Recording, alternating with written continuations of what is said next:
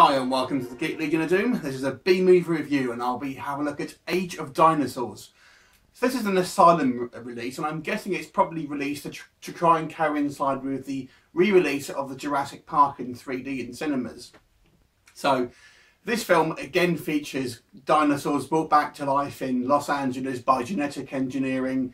At this time they kind of get loose, as you would expect in this kind of movie, and wreak havoc upon the city of Los Angeles, and it falls to Treat Williams and his daughter to try and stop the carnage. There is not a lot of plot to it, to be honest with you, other than that.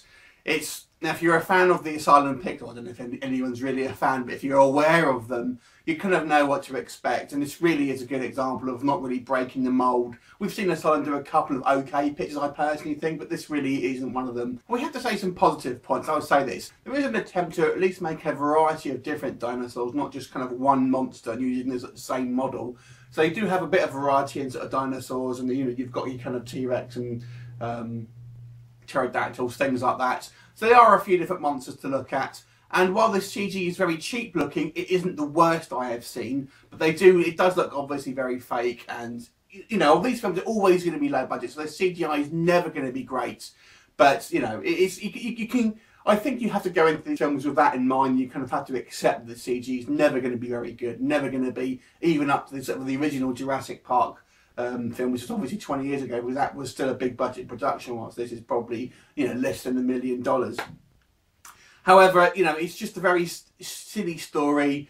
The characters just don't act like real people. I mean, I just take the opening scene, for example. They're kind of doing an experiment on a kind of dinosaur. The dinosaur isn't strapped down, and when it starts to wake up, it wakes up very slowly, I have to say. You've got people sort of pointing guns at it, doing literally nothing, and no one tries to sort of sedate it while it's just waking up. Very, very silly. And you kind of go on to later on in the film, and you seem to have just people just sort of hanging around to sort of die all the time. The dinosaurs seem to be sort of completely bulletproof. It's just a very, very silly film. It's kind of nice to see Treat Williams. I was kind of a big fan of his in the movie Dead Heat, but unfortunately this film really isn't a particularly great film. So I have to give this one a 3 out of 10. Have you seen it? What was your opinion on it? Leave me a comment. I look forward to seeing you next time. Bye for now.